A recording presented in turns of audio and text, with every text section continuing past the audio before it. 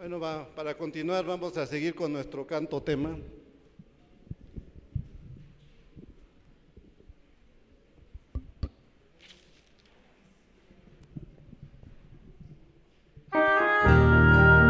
Himno 236. Los que gusten pueden ponerse de pie para darle entonada al canto.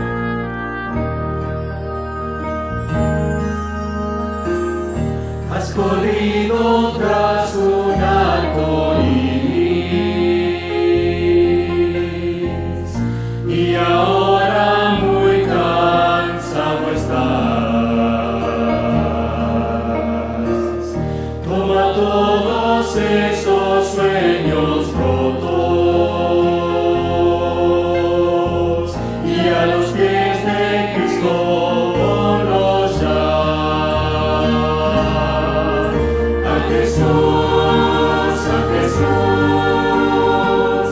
A Jesús entrega todo, sueños rotos y heridas del corazón.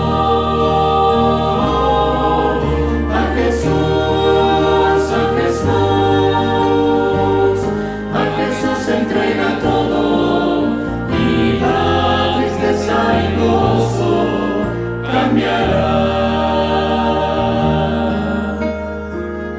Él lo prometió sol todos los días.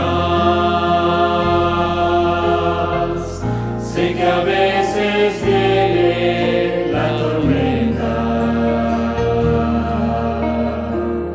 pero nos ofrece un corazón nuevo que cante aún en medio del dolor.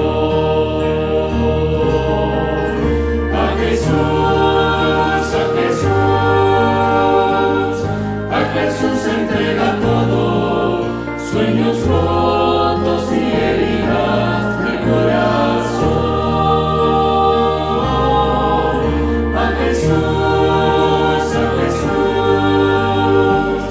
A Jesús entrega todo, y la tristeza en gozo cambiará.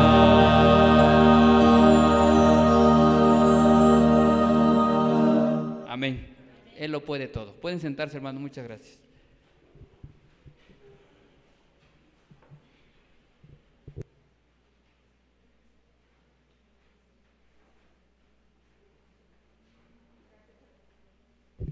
Gracias, hermano. Para seguir alabando el nombre de Dios, tenemos un especial por hermanos de esta iglesia.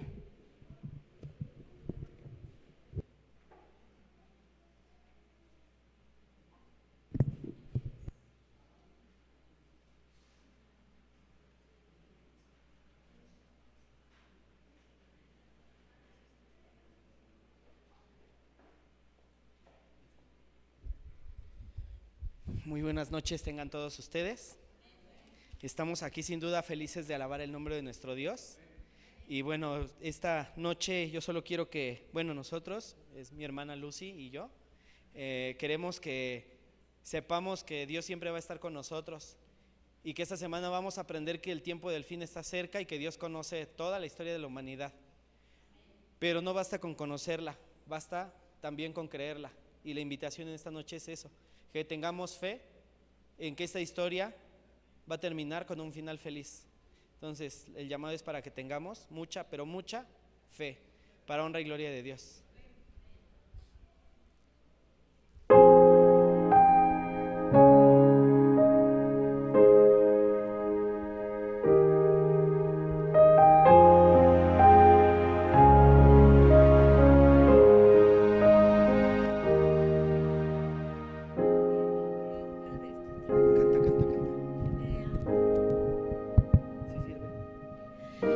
Cuando el mismo Rey de este mundo por mí se entregó,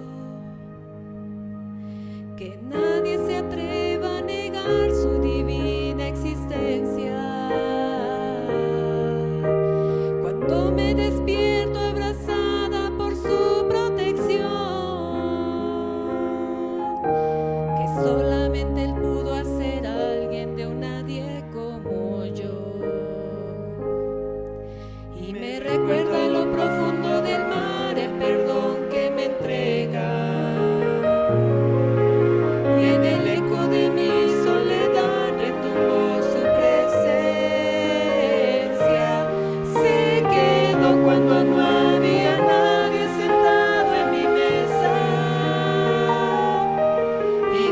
entonces no puedo entender cómo viví en su ausencia.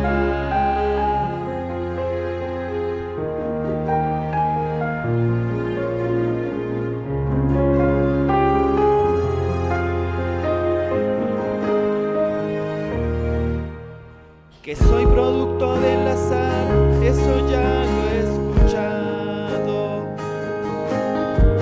Que el mundo se terminará y que no sirve mi fe.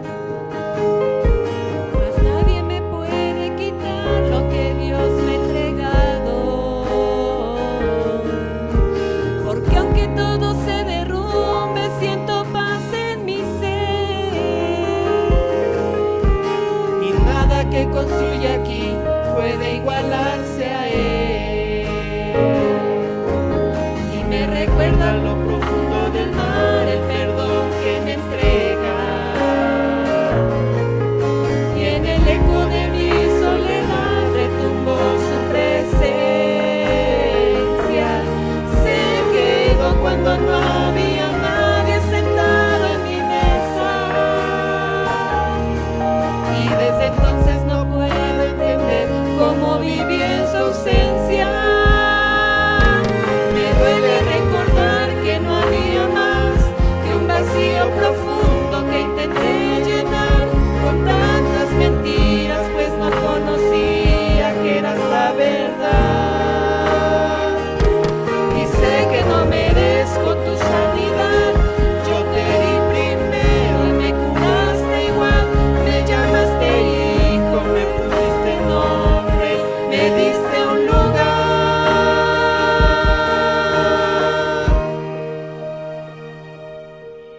Me recuerda lo profundo del mar, el perdón que me entrega. Y en el eco de mi soledad retumbó su presencia.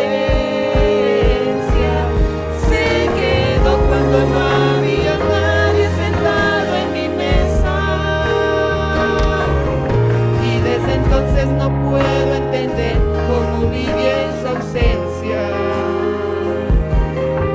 Desde entonces no puedo entender cómo viví en su ausencia. Para honra y gloria de Dios.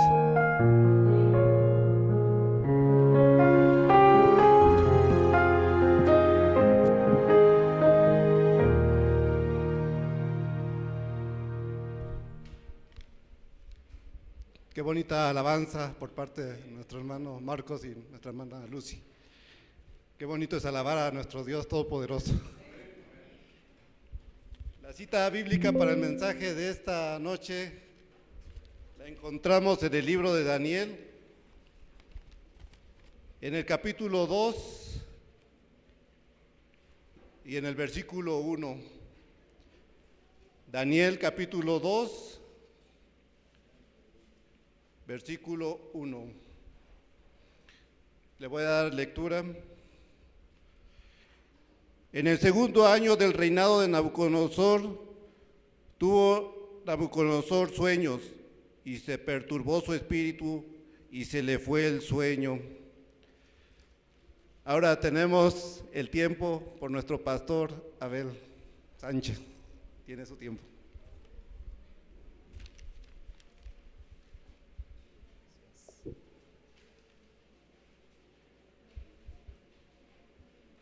Buenas noches, ¿cómo están?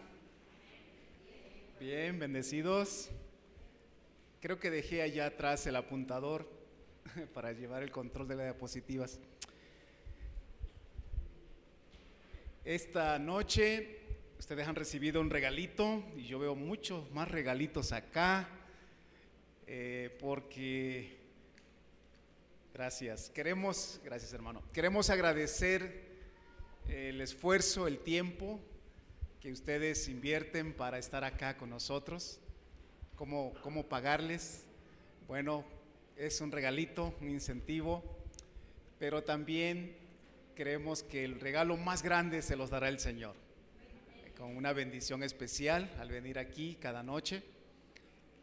Hemos preparado esta serie de conferencias pensando en un mensaje especial para ustedes.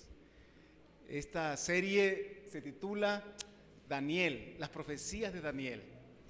Y especialmente nos vamos a centrar, porque son muchas las profecías de Daniel, pero nos vamos a centrar más en una estatua imponente. Cómo Dios revela el futuro a un hombre que no conoce de Dios. Y es que el rey Nabucodonosor, que tuvo este sueño, se parece mucho a... Me dijo que lo dirigiera hacia allá, ¿verdad? Para que me pueda obedecer el control. Y sí está prendido. Aquí ya está prendido. ¿No? ¿Me lo revisas? ¿Sí? Ahí está. Ok. Irán, Israel, las guerras del Medio Oriente. Muchos ya están diciendo que hemos empezado la guerra nuclear, porque este temor constante es un profundo problema para la humanidad. Las finanzas internacionales, los pleitos entre las naciones, pues elevan nuestras preocupaciones. Y las personas vivimos así, preguntándonos, bueno, ¿quién tiene el control? Porque para pelear se necesitan dos. Pero ¿cómo aplacamos luego los ejes, verdad? Porque nuestro mundo está dividido en regiones, como la zona de los árabes contra la zona occidental. Y es un problema que ¿quién lo va a controlar? ¿Quién podría hacerlo? Y por otro lado, los problemas que esto conlleva, ¿verdad? Por ejemplo, esas masacres que se están haciendo de niños por causa del hambre, porque se ha bloqueado la nación de los palestinos, y unos pensando que se lo merecen y otros pues condoliéndose por eso. En fin, la gente de nuestra época está muy preocupada por el futuro. ¿Cómo va a ocurrir el desenlace de la humanidad? Y esto es lo que seguramente nos va a responder el Señor, porque Él ha revelado en su palabra algo especial para nosotros. ¿Ustedes tienen una Biblia? ¿Sí? ¿Todos ya tienen una Biblia? Porque miren, aquí en la palabra de Dios vamos a ver cómo el Señor revela. Voy a quitar un poquito esto de aquí y vamos a guardar los regalos que están aquí para nuestros amigos. Muchas gracias, hermano.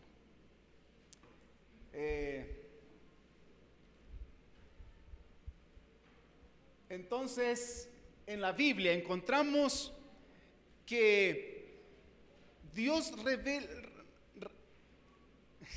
la palabra es, se me está yendo la palabra, ¿cómo se dice cuando usted abre la cortina?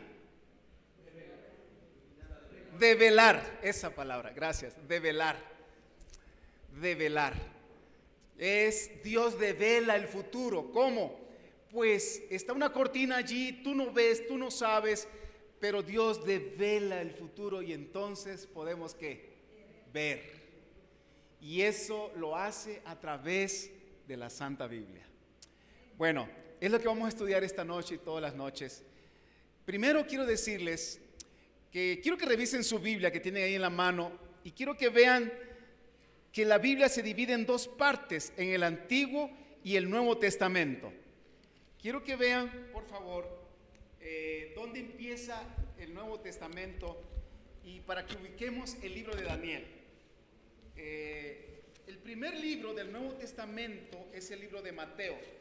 Entonces, en sus Biblias, en la página 578, termina el Antiguo Testamento. ¿Ya vieron? Termina el Antiguo Testamento. Y después de que termine el Antiguo Testamento, empieza ¿qué cosa? El Nuevo Testamento. Y empieza con el libro de ¿qué? De Mateo. Entonces, tenemos dos grandes secciones de la Biblia. En el Antiguo Testamento lo definimos con las primeras hojas, ¿verdad? En las primeras hojas ustedes pueden ver el título de esta primera sección de la Biblia, que se llama Antiguo Testamento. Y de Mateo para adelante se llama ¿cómo? Nuevo Testamento. Ya lo están viendo, ¿verdad? Nuevo Testamento. El libro de Daniel, ¿dónde está? ¿En el Antiguo o en el Nuevo Testamento? En el Antiguo Testamento. Sí, el libro de Daniel está en el Antiguo Testamento. Quiero decirles que en ambos testamentos hay un libro profético. En el Antiguo Testamento el libro profético es el libro ¿de qué? De Daniel. Y en el Nuevo Testamento el libro más profético es el libro de Apocalipsis. Este es bien interesante. Algunas personas piensan que el Antiguo Testamento ya no sirve. ¿Han escuchado ustedes eso? Que eso ya pasó, etcétera. Pero nosotros vamos a descubrir durante esta semana cómo el libro de Daniel y el libro de Apocalipsis, que están en Antiguo y el Nuevo Testamento, se complementan, se juntan y hacen una unidad. Pero también quiero decirles entonces que aunque la Biblia fue escrita a lo largo de 1500 años por más de 40 autores, se ve una unidad en el libro de la Biblia. Una unidad. 1500 años, porque el primer escritor fue ¿quién? Moisés. 1500 años después, el último escritor fue ¿quién? Juan, que escribió el libro de Apocalipsis. Pero cuando usted lee Génesis a Apocalipsis, encuentra una maravillosa unidad. ¿Y quién los organizó? Una mente divina, el Espíritu de Dios. Porque si usted fuera un especialista en literatura, usted daría el veredicto que hay una unidad maravillosa en el contenido de este libro sagrado. Entonces, ¿quién organizó a los escritores, a los autores? El Espíritu de Dios. Este es un libro especial, amigos.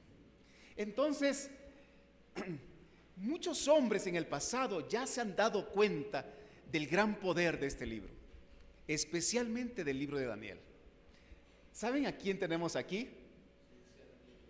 Isaac Newton. Aquí mi hermano Fernando le gustan las matemáticas y la física. Y Isaac Newton, un gran físico, matemático, fue estudioso del libro de Daniel, ¿saben? Algunas de las cosas que les voy a compartir aquí esta semana, el primero en detectarlo y descubrirlo e interpretarlo fue Isaac Newton. Así que si les gustan las matemáticas, bienvenidos esta semana. Vamos a descubrir matemáticas maravillosas en el contenido de cómo Dios devela el futuro. Y otro autor que tenemos aquí, ¿quién es? Copérnico. Porque este Nicolás Copérnico también estudió el libro de Daniel. Copérnico fue de los primeros científicos que dijo la Tierra es que redonda y que gira sobre su eje y alrededor del Sol, porque la creencia en ese tiempo era que el centro del universo era ¿qué? La Tierra. La teoría de que el centro de la Tierra, el centro del universo era la Tierra. ¡Wow! ¿Cuántas cosas entonces estos hombres descubrieron? Y pues hace siglos, hermanos. Hoy, cuando la ciencia ha avanzado tanto y tenemos otros métodos como la arqueología para darnos cuenta que la Biblia es un gran tesoro para nosotros. Entonces Dios devela el futuro y a través del libro de Daniel. No vamos a centrarnos en el libro de Apocalipsis, pero vamos a ver algunas pinceladas para que vean cómo el libro de Daniel y Apocalipsis se unen. Así que, ¿por qué estudiar el libro de Daniel? Pues porque es inspirado ¿por quién? Por Dios. Eso merece, ¿no? Todo. Dios lo inspiró, entonces hay algo para mí ahí seguramente. Otra razón para estudiar el libro de Daniel, hermanos, amigos, es porque proporciona, ¿qué cosa? Esperanza y optimismo. Ustedes van a descubrir que si nosotros podemos develar el futuro, o Dios nos devela el futuro, y entonces eso nos da, ¿qué cosa? Esperanza. ¿Saben en qué consiste la felicidad? La felicidad es tener resuelto el pasado, estar contento con el presente y tener esperanza ¿en qué? En el futuro. Eso es la felicidad. Haber resuelto ¿qué cosa? El pasado. Muchas personas que no son felices porque están rumiando su pasado, su dolor, su tristeza. Fueron marcados en el pasado. Si no lo han resuelto, no son felices. Otras personas no son felices porque en el presente no saben tener contentamiento. El presente se debe vivir con contentamiento. Y el futuro, ¿cómo se debe vivir? Con esperanza. Eso si quiere ser ¿qué? Feliz. El futuro entonces nos los da Dios a través del libro de Daniel. Otra razón para estudiar el libro de Daniel es que es dirigido especialmente para nuestros días, amigos. El libro de Daniel es para nuestros días. ¿Saben que a Daniel se le dijo, sella las profecías de este libro? Porque no son para tu tiempo, Daniel. Son para el tiempo ¿de qué? Del fin. Y de acuerdo a la profecía de Daniel, estamos viviendo en el tiempo del fin. Esa estatua que está allá en el techo, la vamos a estudiar aquí. Y esa estatua lo que nos está diciendo que ya estamos viviendo en el tiempo del fin. Entonces debemos estudiarlo porque está dirigido para nuestros días. Otra razón es que nuestro Señor Jesucristo hizo mención del libro de Daniel. En el tiempo de Jesús, Él estaba preocupado que el ejército, el imperio romano, habría de destruir la ciudad de Jerusalén. Y le dijo a sus seguidores, a los cristianos, cuando ustedes sepan, cuando ustedes vean que el ejército romano rodea Jerusalén, ¿qué cosa? Huyan, porque eso lo profetizó Daniel. Entonces Jesús está apoyándose en el futuro, para develar el futuro de los discípulos, de sus días, basado en la profecía ¿de quién? De Daniel. ¡Qué maravilla! Jesús cita a Daniel porque Jesús estudiaba la profecía de Daniel. Entonces,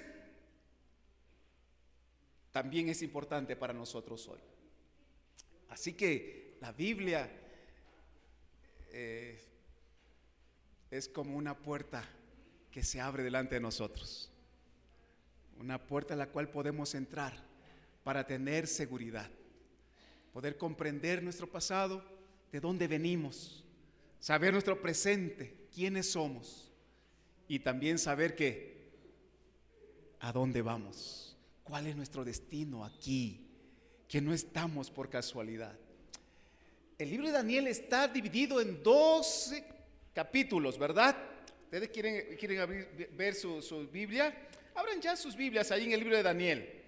En el libro de Daniel está el libro más grande que encontramos, el libro de Ezequiel. Terminando el libro de Ezequiel, empieza el libro de Daniel. Céntrense allí en el libro de Daniel, capítulo 1. En esta versión que tenemos la mayoría, está en la página 540. ¿Ya la encontraron? Página 540, empieza el libro de Daniel. Yo estoy usando esta Biblia porque la mayoría tiene esta Biblia. ¿Sí? ¿Estoy bien? Para que todos, no todos, pero bueno, nuestros amigos puedan tener esta Biblia. ¿Sí? ¿Ya la publicaron todos? ¿Sí?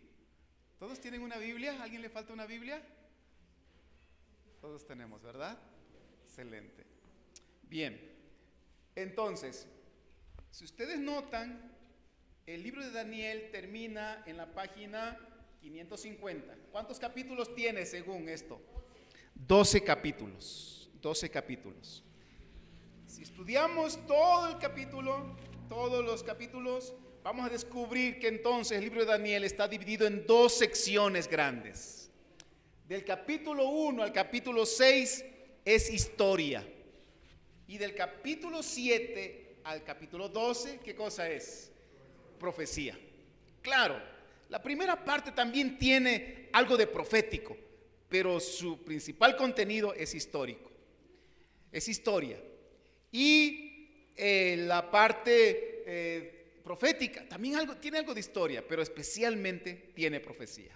¿Okay? Bueno, así vamos conociendo este maravilloso libro. Muchas críticas se han hecho al libro de Daniel, así como ha habido estudiosos que han tenido fe en el libro de Daniel y han descubierto verdades de Dios para ellos y para la humanidad. También ha habido críticos, muchos críticos, pero acérrimos críticos. Gente que se ha burlado de la Biblia, se ha burlado de la palabra de Dios. Y sin embargo, algunos de ellos podríamos decir que tenían razón en su tiempo, en su momento. Como eran hombres sin fe, porque pues necesitamos creer si queremos acercarnos a Dios. Quien no cree no se va a acercar a Dios. Pero si tú crees, yo creo que por eso estás aquí. Porque hay algo de fe en ti. Y cuando uno cree, entonces pasan cosas maravillosas. Cuando uno cree, entra en el terreno de lo sagrado, de lo divino, donde Dios obra a favor de nosotros. Y aquellos críticos acérrimos de las profecías de Daniel, del contenido del profeta Daniel, pues decían, esas son cosas alegóricas. ¿Qué es una alegoría? Pues es que no es algo real. Solamente son figuras literarias. Otros decían, pues eso son cosas místicas. Que es algo místico, pues también significa algo que no es real. Sí, algo que alguien se imaginó nada más, es misticismo. Y otros, pues la verdad es que en su tiempo no había registros históricos o arqueológicos que afirmaran lo que ellos decían. Así que se vale que dudaran. Pero amigos queridos, este hombre, Robert Kelway, fue uno de los primeros en descubrir, por ejemplo, la ciudad de Babilonia. Este arqueólogo descubrió que era un grande centro económico y político en el Antiguo Oriente, más o menos en el 600 antes de Cristo existió Babilonia.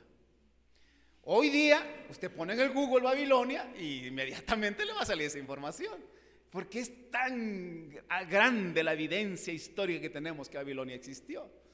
Pero hace años atrás, siglos atrás, pues había una crítica acérrima hacia el libro de Daniel. Una crítica que hasta el día de hoy existe.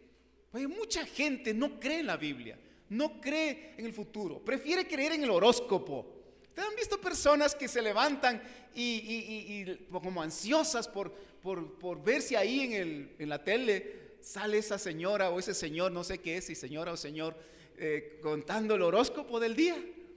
Otras personas leen el periódico y ya buscan la sección donde está ¿qué? El horóscopo. Porque hermanos queridos, en nosotros hay el deseo de querer saber ¿qué? El futuro. Hay una inquietud por el futuro. Entonces las personas también van a que le lean las cartas, o le lean la mano, o le lean la bola de cristal, etc. Y eso no es un asunto baladí, es un asunto que tiene mucho valor y mucha importancia. Mucha gente paga mucho dinero por eso. Necesitamos saber el futuro. Entonces, este señor Roberto Coldewey fue un gran arqueólogo. Bueno, fue de los primeros. Pero cuánta arqueología se ha sacado que ha descubierto lo que la palabra de Dios ya había dicho. Lo ha confirmado completamente. Vamos a ir mostrándoles algunas evidencias a lo largo de esta semana que muestran justamente lo que estoy diciendo. Y miren, en el conocimiento también. No sé cuántos de ustedes en su libro de primaria, yo me acuerdo que en el libro de primaria venía una mitología de Mesopotamia, de allá de la antigua Babilonia. ¿Cuál era esa mitología? o esa idea. Bueno, hoy es mitología, pero era la realidad de los babilónicos. ¿Cuál era su conocimiento? Que la tierra es ¿qué? Es plana y que está arriba de una ¿qué? Tortuga. Y entonces los marineros debían tener cuidado porque si se echaban al mar, pues iban a llegar un momento donde se acababa el caparazón de la tortuga y pues seguramente hay un abismo, ¿no? Aunque tampoco tenían el concepto de que la tierra tuviera un abismo así. Bueno, eso era así, que estaba flotando con un disco en el océano y rodeado por un cielo esférico. Esa era la idea. Pero la Biblia, hermanos, ¿quieren ver qué decía la Biblia desde más antes? Job, capítulo 26, versículo 7. Antes que los babilónicos tuvieran este conocimiento, según ellos, que la tierra estaba arriba de una tortuga, ya, y no lo estoy diciendo como a manera de escepticismo en contra de los babilónicos, sino que ese era el conocimiento que el ser humano tenía sin la palabra de Dios. Pero la palabra de Dios ya había dicho, ¿cómo es la tierra, hermanos? Job 26, 7. ¿Cómo es?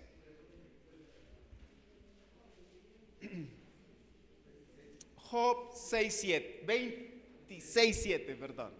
¿Quién quiere leer Job 26:7? ¿Acá? Ah, sí, ahorita vas tú, ¿sale? Por favor.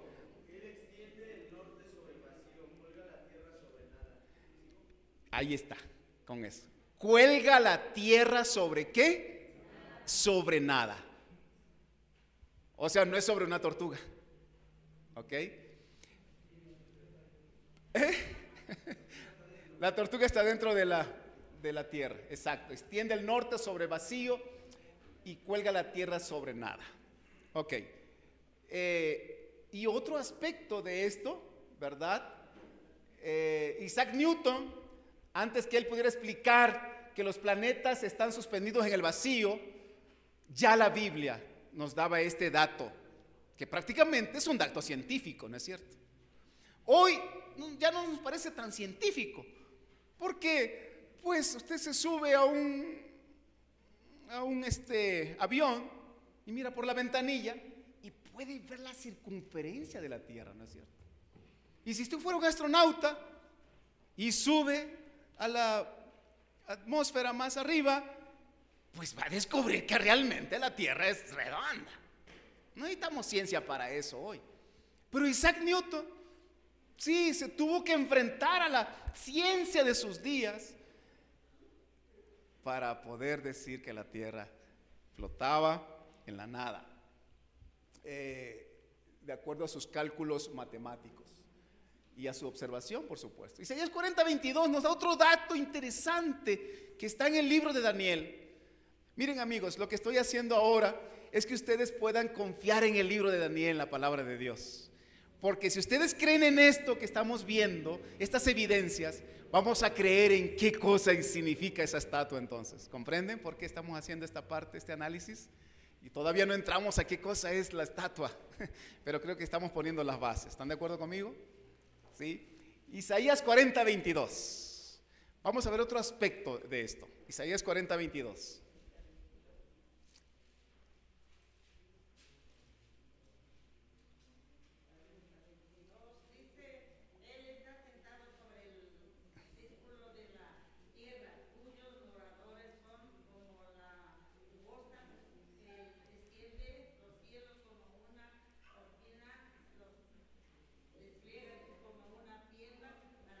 Muy bien, gracias.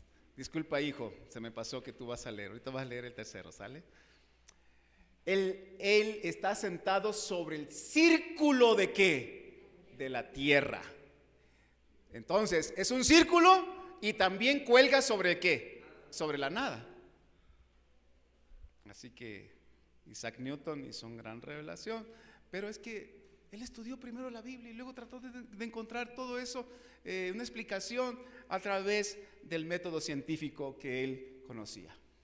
Bueno, entonces ahora vamos a acercarnos así un poquito más a entender la estatua de Nabucodonosor. Pero esta noche no vamos a meternos completamente a entender la estatua, pero vamos a seguir viendo algunas bases históricas y arqueológicas del libro de Daniel. Vamos por favor a contestar esta pregunta. Y quisiera que, estoy haciendo esto en manera de preguntas, porque amigos, quisiera que ustedes mismos lo descubran a través de las preguntas. La pregunta dice así: ¿qué sucedió con Nabucodonosor en el segundo año de su reinado? Daniel 2:1 y 2, por favor, busquen allí la respuesta a esta pregunta. ¿Qué sucedió con Nabucodonosor en el segundo año de su reinado? Daniel 2:1. Muy bien. Vamos a leer el texto primero. Vamos a leer el texto. Miren, es bien importante que primero leamos el texto. ¿Sale? ¿Cómo te llamas? Ismael, por favor, Ismael.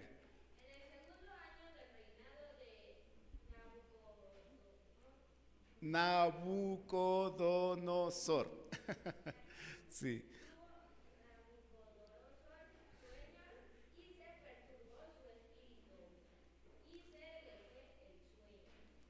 Entonces tuvo un ¿qué? ¿Qué sucedió con Nabucodonosor? Tuvo un sueño. Pero hay un adjetivo calificativo ahí, ¿verdad? ¿Cuál es? Perturbador. Tuvo un sueño perturbador.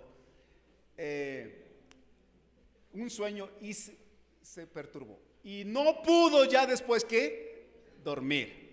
Insomnio. Eso es insomnio. No poder dormir. Levantarse el siguiente día sin poder dormir. Entonces el rey mandó a llamar a los magos, a los encantadores, a los hechiceros, a los caldeos, a los adivinos, para que le declarasen sus sueños. Vinieron y se presentaron delante del rey. Bueno, hasta ahí vamos a analizar este texto donde ya empieza el relato de la estatua de Nabucodonosor. Se dice así, la estatua de Nabucodonosor, ¿por qué? Porque él fue lo que lo soñó. Entonces Dios le da el sueño, le está develando el futuro, la historia de la humanidad a un hombre que no cree en Dios.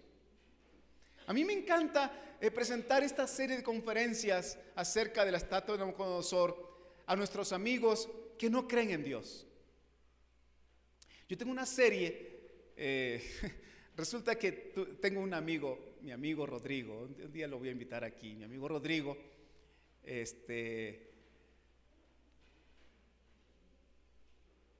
todavía no era mi amigo cuando lo conocí, y quería estudiar la Biblia. Le digo, ¿cuál es tu interés para estudiar la Biblia?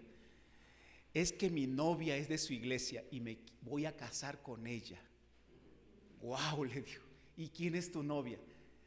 Y cuando me dijo, le digo, qué inteligente eres bien listo, te felicito. Y te felicito doble. Primero, porque te has fijado una excelente chica. Pero como yo soy su pastor, no te la vas a llevar así nada más. Pero te felicito doblemente porque ahora tú estás buscando entender su fe. Y tú vas a descubrir por qué ella es como es, la calidad de mujer que es, porque es una mujer cristiana. Así que con gusto, vamos a estudiar la Biblia. Y empezamos a estudiar la Biblia. Y vamos con la lección 8 de 20 que íbamos a estudiar. Cuando me dice, le digo que pido que ore. Y sí, hizo una oración, una linda oración. La siguiente lección le digo, ora otra vez. Y me dice, no, pastor, ¿cómo que no? No, discúlpeme, es más, perdóneme porque me atreví a disque orar la vez pasada. ¿Cómo que disque? Pues es que no fue una oración. Claro, hiciste una linda oración. No, dice, solo fue como declarar bonitos deseos. ¿Y cómo es eso? Pues sí, porque yo no oré. ¿Por qué dices que no oraste? Explícame. Dice, mira amigo. Fue una de las primeras veces que me dijo amigo. Es que la mera verdad, yo no creo en Dios. Plop. Plop. Ya he ocho lecciones, 8 semanas estudiando contigo, casi 2 meses, y apenas me doy cuenta que tú no crees en Dios. Pero qué bueno que eres sincero, amigo, te felicito. Pues sí, tienes razón, pues tú no oraste, solo fueron buenos deseos, porque pues ¿cómo te conectas con Dios si no crees que Él existe? ¿Cómo te puedes acercar a Dios si no crees que exista? Bueno, lo lindo fue que pues cambiamos el tema de estudio, empezamos a estudiar ciencia y fe, ciencia y religión. Eso nos llevó casi 1 año. Pero como ya se quería casar, le dije, ¿qué tal si volvemos al estudio de la Biblia más directamente? Me dijo, sí, pastor.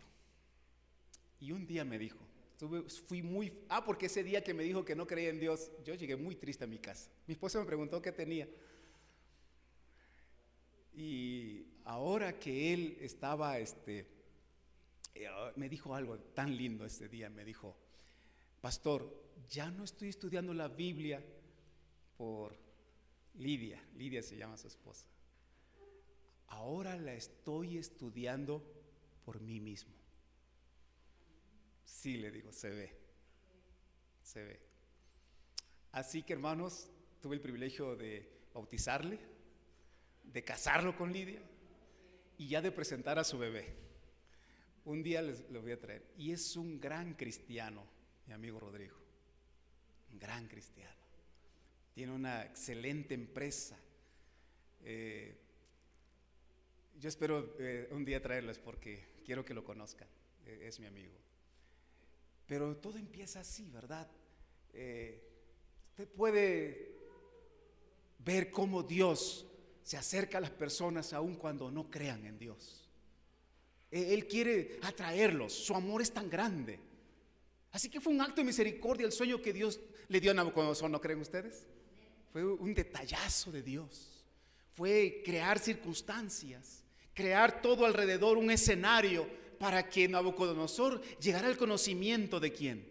De Dios. Y lindo que nosotros también podemos hoy beneficiarnos de ese sueño que tuvo Nabucodonosor. Entonces su espíritu se perturbó y no pudo dormir. Ahora, vamos a tratar de comprender un poquito entonces, ¿quién era este rey? ¿Y cuál es el significado de su nombre? Este rey, Nabucodonosor. Vamos a repetirlo, ¿no? Nabucodonosor. Este rey,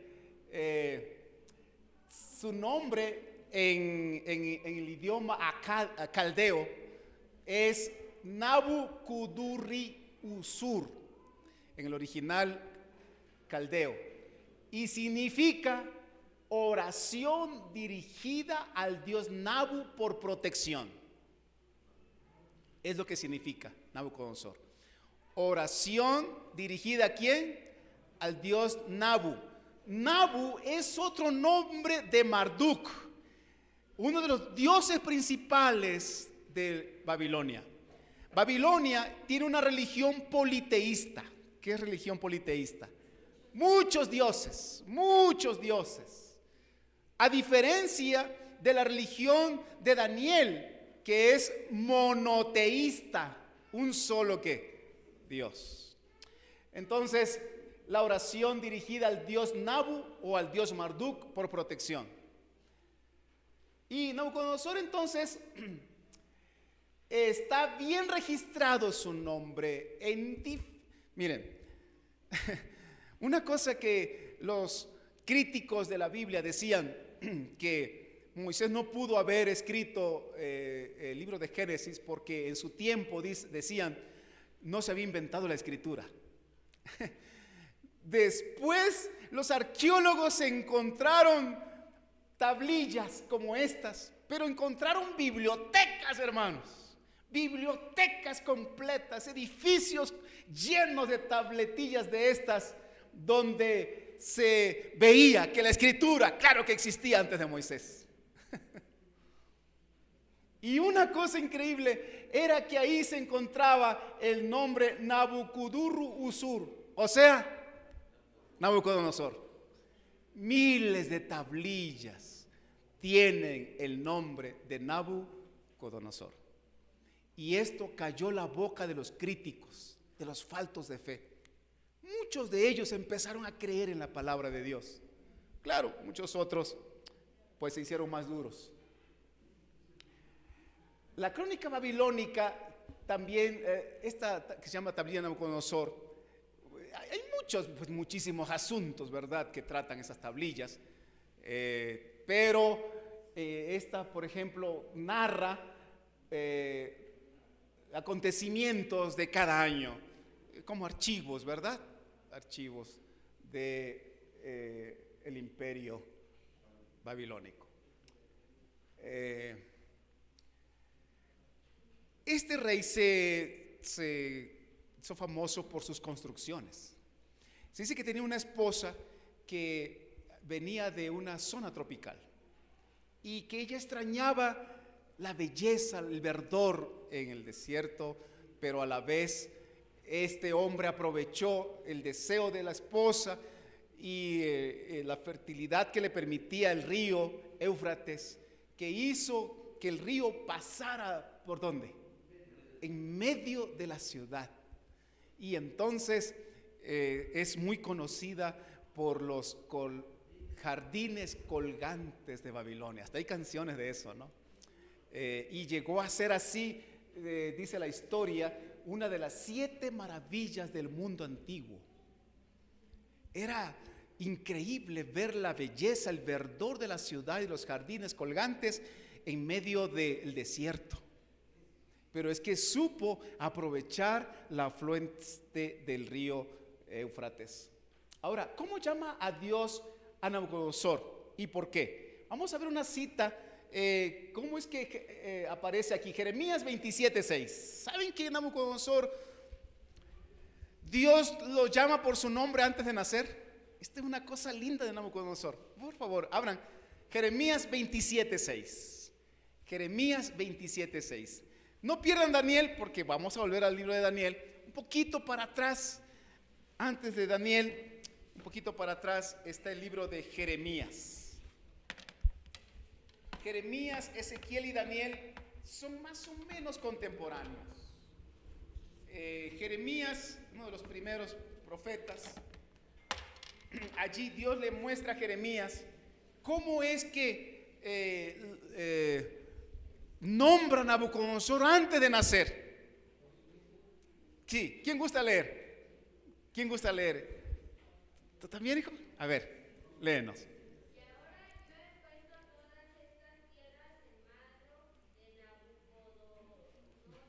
Sí.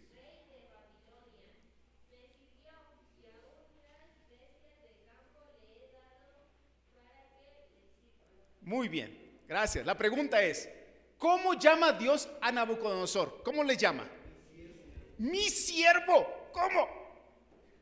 Si Nabucodonosor no conoce a Dios y le llama ¿cómo? Mi siervo. Y no solamente eso. Lo más interesante de esto es que Dios menciona a Nabucodonosor.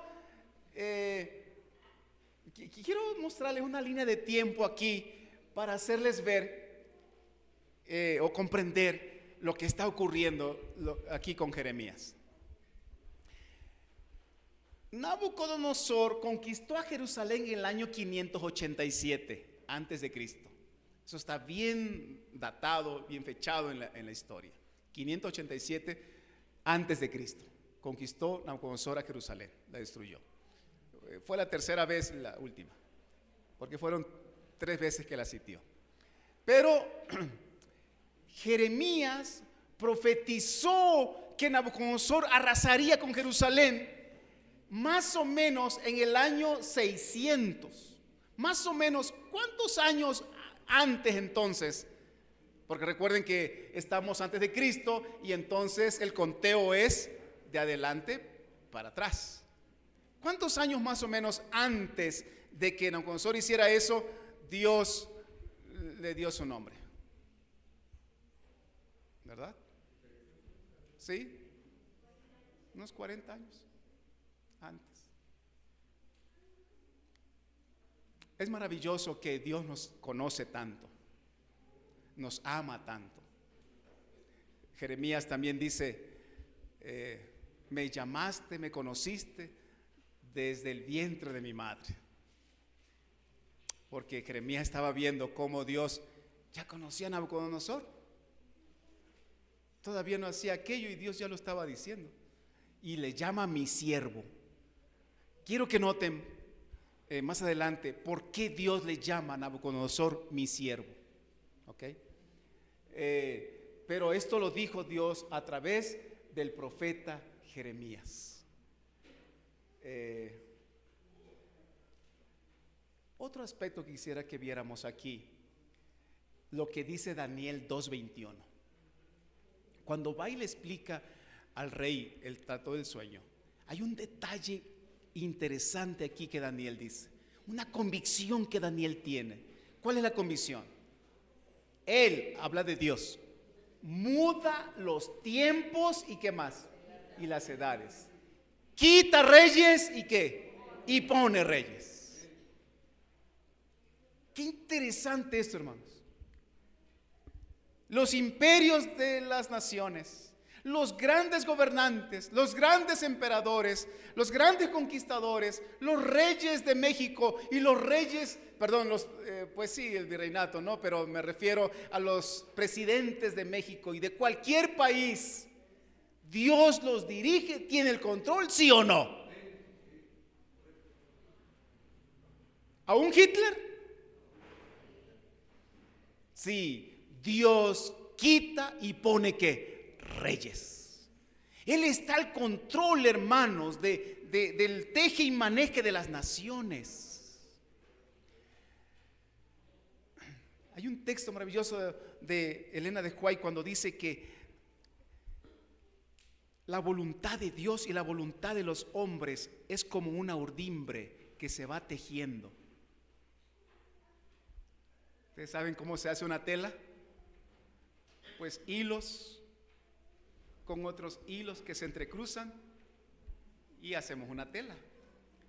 Pues Dios, para crear la historia de la humanidad, no solamente es su voluntad, la voluntad de los hombres también, pero va tejiendo la historia de la humanidad. ¿Quién va a ser el próximo presidente de nuestro país? Dios sí lo sabe. Él quita y pone ¿qué? Reyes. Por eso un buen cristiano es ordenado al cristiano que respete a las autoridades establecidas. Porque Dios quita y ¿qué? Y pone reyes. Pero será bien visto, de acuerdo a la palabra de Dios, que andemos apoyando a un político que anda ahí prometiendo y diciendo cosas y bien animado. Ahí sí no. ¿Por qué? Porque sería contradictoria nuestra fe, ¿no es cierto? Lo que Dios dice aquí, que Dios quita y pone ¿qué? Reyes. Entonces no debemos votar. No, eso es otra cosa. Votar es un deber que ciudadano. Y si nosotros somos buenos ciudadanos de esta tierra, es porque nos estamos preparando para ser ciudadanos ¿de qué? De la patria celestial. Votar es un deber y un derecho ciudadano. Tú eres un buen ciudadano de este mundo, entonces estás preparando para ser ciudadano ¿de dónde? De la patria celestial. ¿Ok? Pero noten cómo este versículo de que Dios quita y pone reyes le da dirección a nuestra vida. Tienes que andar amargado ahí sufriendo. ¿Por qué sufrió ese presidente? Ya no quería. Y ahí anda la política, con las pancartas y las marchas. No tiene sentido. Porque entonces sería negar lo que la Biblia dice, ¿verdad? Dios quita y ¿qué? Y pone reyes. Pero entonces la voluntad de la gente, ¿dónde está aquí? Pues la voluntad se ve en que va a poner ¿qué? El voto. Pero Dios mueve las cosas, hermanos, de manera que tampoco manipula a los hombres. No los manipula. No son sus robots, no somos robots de Dios. Pero, ay, qué maravilloso es Dios. Conoce el fin desde el principio. Pero nos trata de una manera amorosa que no nos obliga a nada. Es el Dios de amor. ¿Se dan cuenta? Ok, entonces ahora vamos a ver otro aspecto. Nabucodonosor era rey de qué lugar, hermanos? ¿Sí? ¿Seguros? Busquen sus Biblias. Daniel 1:1, el primer versículo de Daniel. ¿De dónde era rey Nabucodonosor?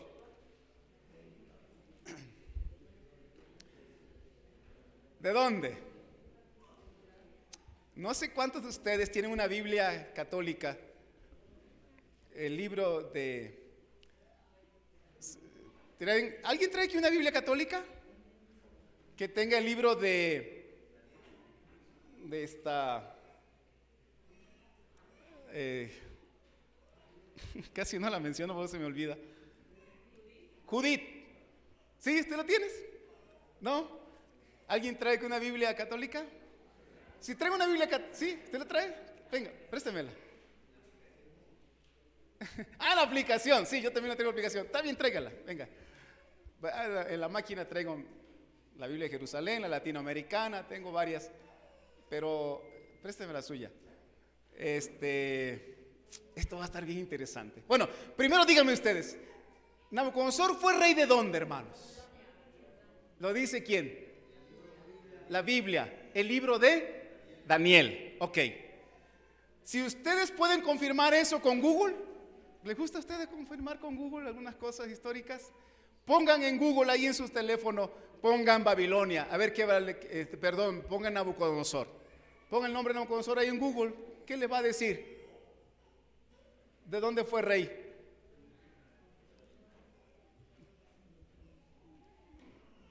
Mucha gente lo sabe, ¿verdad? Fuimos a la escuela y estudiamos libros de historia. Pero vamos a confirmarlo otra vez en Google esta noche. ¿De dónde fue rey Nabucodonosor? ¿De Babilonia? ¿Seguros? Ahí está, ¿verdad? En Google. Y vamos a suponer que no le quieres a Google, pues cómprate un buen diccionario histórico. Pues los dos.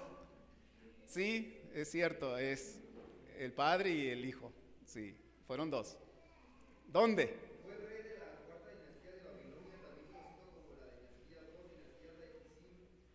De Babilonia, exacto. Muy bien. Hermano, présteme el libro de... Esto es muy interesante, ¿saben? Este es usted o usted mismo, para que no se vea manipulación aquí de parte mía.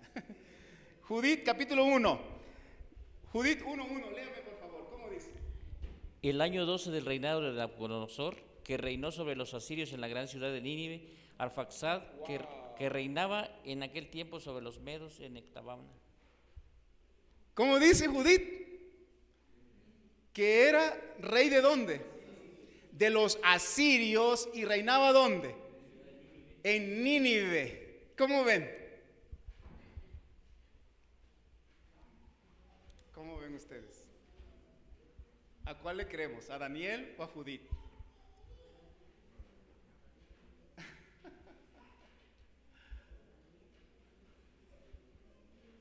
Esto es bien interesante, porque miren, todas las Biblias son iguales, decimos, y sí, en principio son iguales, pero la Biblia católica tiene los famosos libros deuterocanónicos, y el libro de Judith es un libro deuterocanónico. ¿Qué significa deuterocanónico? Deutero significa después de. Y canónico, pues es del canon. Deuterocanónicos. ¿No está así también el libro Deuteronomios? ¿Qué significa el libro Deuteronomio? No, pero de acuerdo a la definición que estoy dando. Deutero. ¿Qué significa deutero? Después de. Después de nomios. ¿Qué cosa es nomios?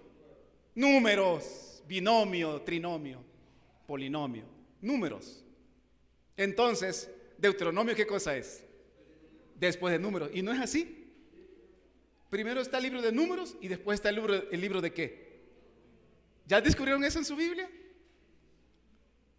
Entonces, deuterocanónico son libros que se insertaron en la Biblia después que la Biblia, el canon, fue ¿qué? Cerrado. El canon se cerró con el libro de Apocalipsis en el año 100 después de Cristo. Pero en el año 1500 la Iglesia Católica dijo: no, hay que también meter estos libros porque nos parece que también son inspirados. Y los insertaron y se identifican como libros deuterocanónicos. Pero hermanos, ¿serán confiables los libros deuterocanónicos? Ya vimos ahorita con Judith que no son tan confiables. Y si Judith no es confiable ni siquiera en datos históricos, en fechas o lugares, pues entonces podré confiar en su relato, en su contenido. ¿Comprenden? Judith, entonces, es un libro insertado en la Biblia, pero no está dentro de los libros sagrados. Por eso su nombre es así. En muchas Biblias dice ahí con libros deuterocanónicos. Y qué bueno, ¿verdad? Porque muchas Biblias son honestas para decir: aquí esta Biblia tiene libros que fueron ¿qué? Insertados después que el canon se cerró. Eso significa deuterocanónico. Ahora, Babilonia, hermanos, es un punto bien importante de la Biblia.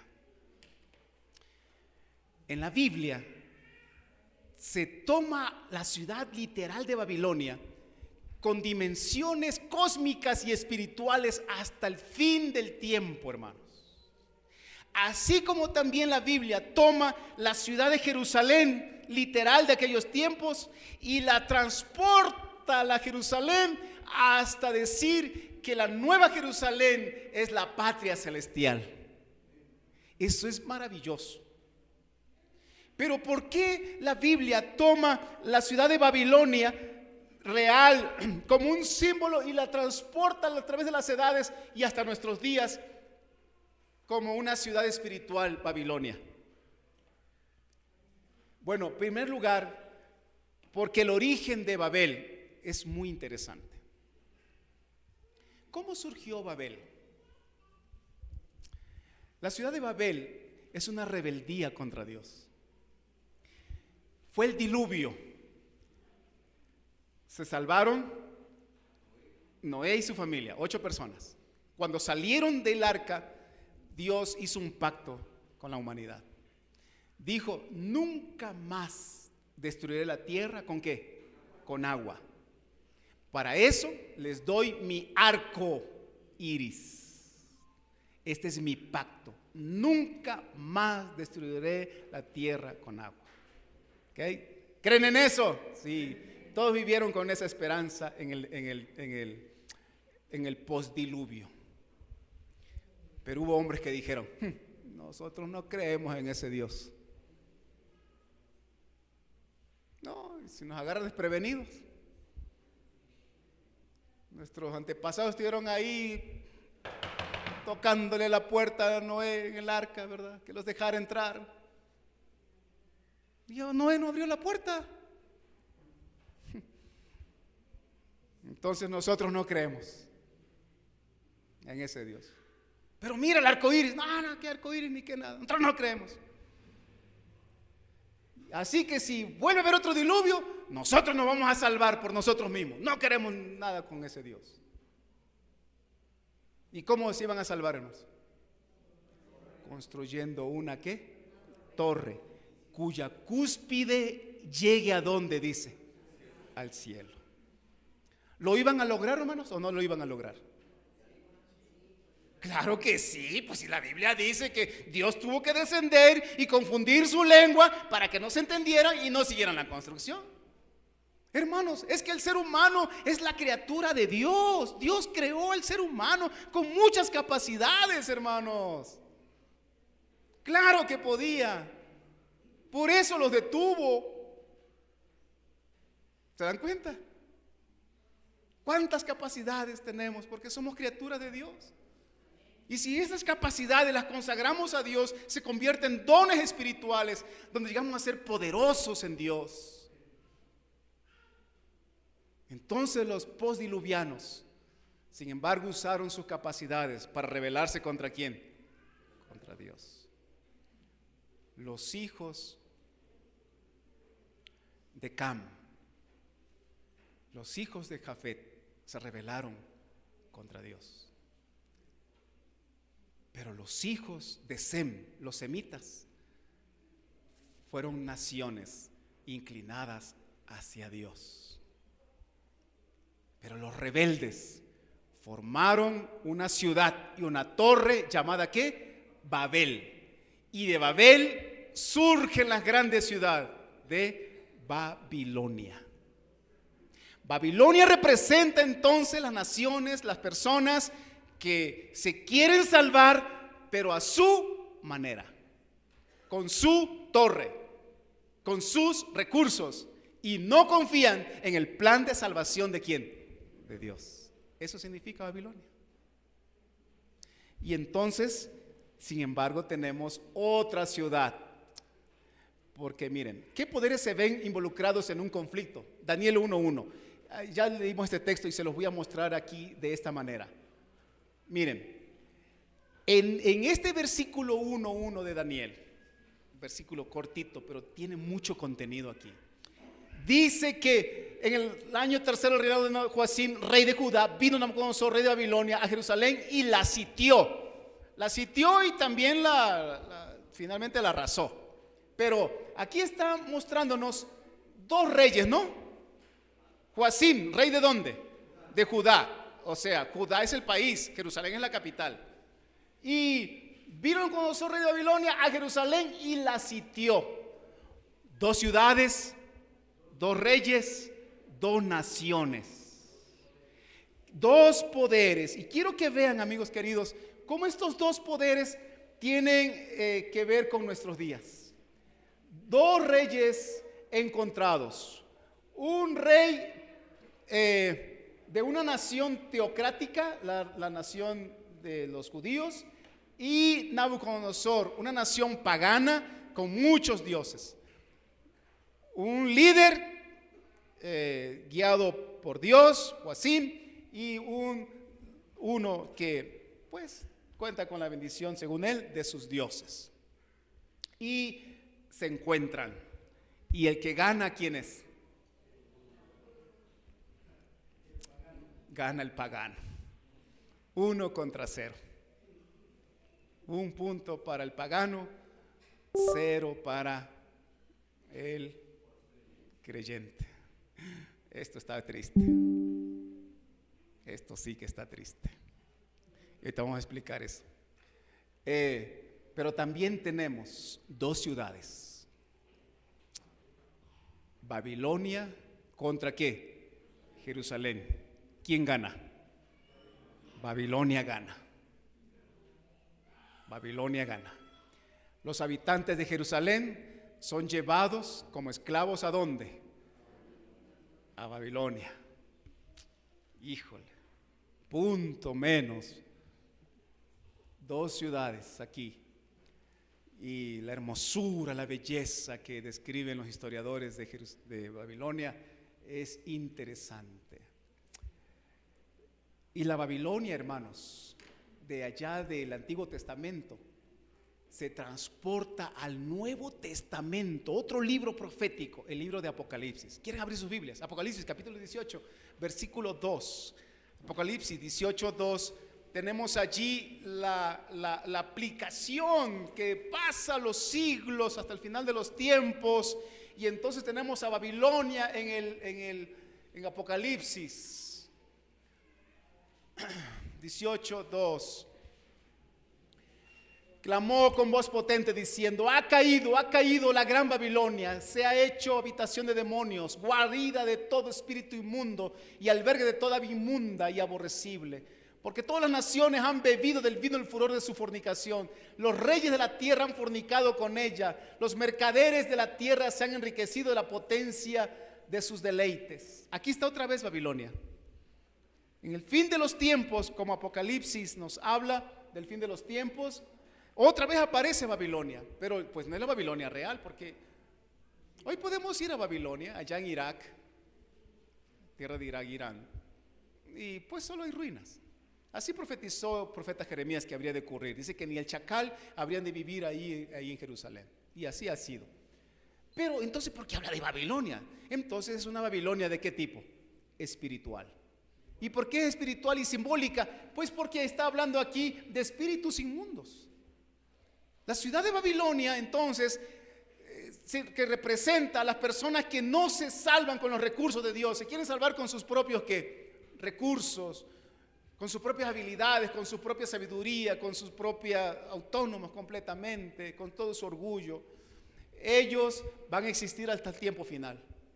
Y esa ciudad entonces representa a todas esas personas que están allí. Pero una característica de esas naciones o de esos poderes es que son fornicarios, espiritualmente hablando. ¿Qué es fornicación, hermanos? Pues es una unión ilícita. Un hombre y una mujer que no son casados, tienen relación sexual, y eso se llama ¿qué cosa? Fornicación. Se unen sexualmente, pero no están unidos civilmente en matrimonio. Entonces se llama fornicación. Pero estamos hablando de una fornicación espiritual. ¿Qué sería una fornicación espiritual? La unión de dos poderes que no debieran unirse. ¿Como cuáles? La iglesia y el Estado. Jesús dijo, allí está la cita, Marcos 12:17, ¿qué dijo? Dad a César lo que es de César y a Dios, ¿qué cosa? Lo que es de Dios. Dar a César, ¿qué cosa? Lo que es de César y a Dios. Se tiene que mantener separado de acuerdo al plan de Dios, la religión por un lado y la iglesia, ¿qué? Por otro lado. Pero la mayoría de las personas, bueno, aquí Babilonia se describe a las personas que mezclan la religión con el Estado. A lo largo de la historia de la humanidad esto ha ocurrido. Y cuando ha ocurrido, han pasado terribles desgracias. Por ejemplo, ¿ustedes escucharon la Santa Inquisición? Que de santa pues no tenía nada. ¿Pero qué era? El poder religioso unido al poder del Estado. Habían tribunales civiles por un lado, pero que no tenían tanta autoridad como los tribunales de los religiosos. Qué increíble es. Y en nuestro país también lo hubo, ¿verdad? Si vamos aquí en el centro a los museos de la tolerancia, se llama, Museo de la Tolerancia, ustedes van a ver allí terrible los instrumentos que usó la Santa Inquisición. O sea, estamos hablando de hechos históricos reales. Pero ese espíritu, dice la Biblia, que va a levantarse otra vez con gran fuerza en los últimos días. Babilonia resucita ahora de manera que espiritualmente hablando. Bueno, siendo así entonces lo serio que es hablar de Babilonia, tenemos otra ciudad, la ciudad espiritual de Jerusalén. Tenemos una Jerusalén real, pero también tenemos una Jerusalén ¿de qué tipo? Espiritual. Y esa ciudad espiritual, Apocalipsis 21:2, ¿quieren ver qué lindo habla de la Jerusalén espiritual? La Jerusalén simbólica, Apocalipsis 21:2. Vamos a ir concluyendo con estos datos interesantes para poner las bases y entender la estatua de Nabucodonosor. ¿Alguien gusta leer Apocalipsis 21:2?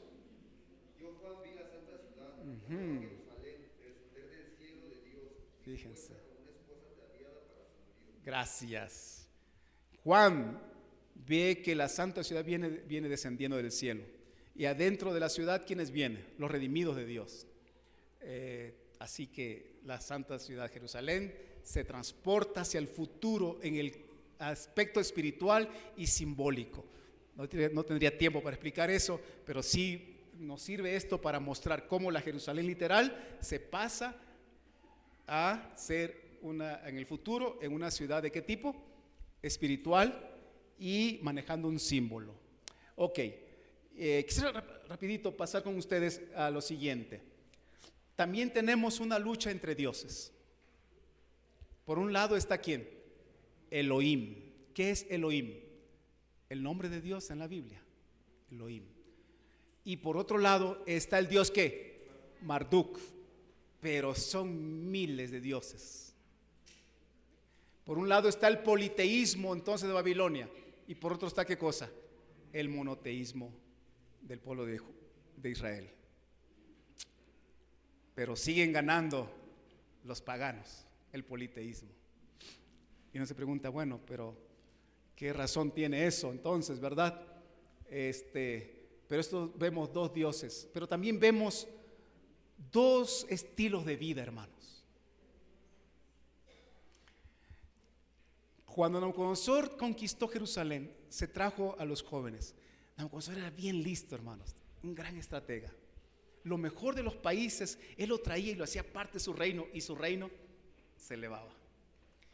Entonces, él echó lente a unos jóvenes especiales, hijos de los reyes, de los príncipes de allá de Jerusalén. Los trajo, los llevó a su palacio, y él tenía la técnica de prepararlos, darles buena comida, buena alimentación, sus estrategias de educación que él tenía, buena universidad y de lealtad que compraba a ellos. Toda una estrategia. Pero se topó contra Daniel y los jóvenes hebreos. ¿Por qué? Porque los jóvenes hebreos decidieron no contaminarse, es decir, no comer la comida que les ofrecía ¿qué cosa? El rey. ¿Por qué no, hermanos? Porque la comida, el estilo de vida de Babilonia era comida chatarra, alimento que no edifica como combustible nuestro cuerpo. Y ellos lo aprendieron desde niños en sus casas allá en Jerusalén. Y ahora que son adultos pueden tomar decisiones porque tienen criterios bien establecidos. Papá y mamá enseñó lo que la Biblia muestra, el plan de Dios, aún en su alimentación. Y ellos dijeron, no vamos a comer la comida del rey. Eso era grave, era muy serio negarse a eso. El rey, bueno, primero se lo pidieron al capitán que guardaba de ellos, ¿verdad? El responsable. Y él dice, no, me pones en serio aprieto. No, yo no puedo hacer eso. Esto es lo que el rey mandó. Y ellos tienen que decir, bueno, haz una prueba con nosotros. Cayeron en gracia, ¿verdad? Con el capitán de la guardia, y entonces le hacen la prueba. ¿Cuál era la prueba? Que le dieran a comer en lugar de la comida del rey, ¿qué cosa? Legumbres de comer y agua de qué. Pero ¿cómo te vas a alimentar con eso, muchachos? Le habrán dicho, ¿no? ¡Qué barbaridad! ¿Cómo ustedes son conejos o qué? ¿Pura verdurita quieren comer ustedes? Pero pasaron los 10 días. Porque los demás siguieron comiendo. Era un privilegio sentarse a la mesa del rey, hombre, y comer todo lo que el rey tenía ahí, hermanos, manjares y pura comida chatarra. Pero era el deleite. Porque es increíble, hermanos. Babilonia a lo bueno le llama malo y a lo malo le llama ¿qué? Bueno. Por eso se llama hedonismo. ¿Saben qué es hedonismo? Disfrutar lo más que pueda sin sufrir las consecuencias. Vamos a tener sexo, pero no casarme, no, compromiso no. Hedonismo. Vamos a drogarnos, a gozar de las drogas, pero no vamos a volvernos locos, ¿no? Como queriendo disfrutar lo máximo, pero sin dañarnos supuestamente, ¿no? Es el hedonismo, el mayor gusto, la mayor satisfacción, pero pues estando dentro de lo normal. Y sabemos que eso es un vil engaño. como dice este comercial, nada con exceso, todo con medida. ¿Qué es eso? Una trampa. Porque una copa, nada con exceso, es la escuela de los grandes ¿qué?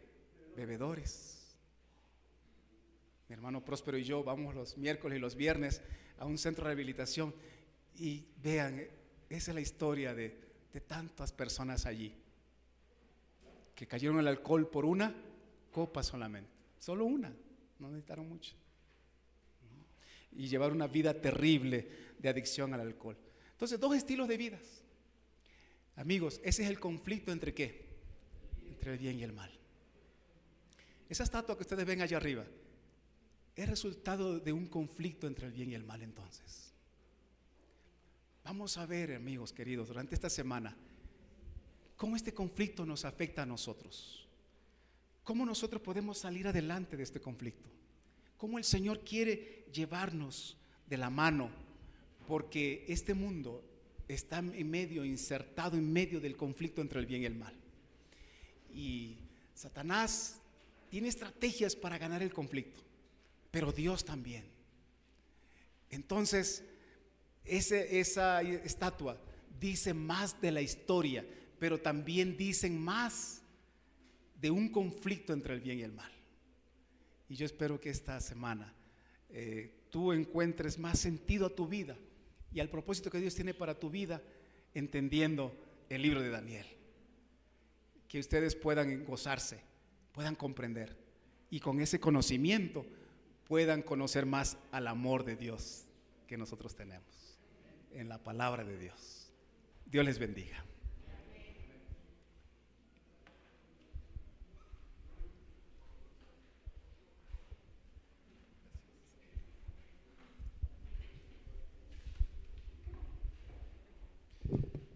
Agradecemos al pastor por este interesante mensaje. Así es, y los invitamos para que mañana estemos en punto de las 7 de la noche para escuchar otro interesante tema. Los invitamos a pasar a un refrigerio que tendremos aquí en la parte de acá arriba, subiendo las escaleras a fondo. Vamos a tener una oración. Señor, bendice este refrigerio que por tu bondad vamos a tener y bendice las manos que lo prepararon. Estamos muy contentos porque podemos compartirlos con nuestros invitados y te pedimos que los ayudes para que mañana nos puedan acompañar. Y después del refrigerio, Señor, te pedimos que nos ayudes para llegar con bien a cada uno de nuestros hogares. Todo esto te lo pido en el nombre de Jesús. Amén.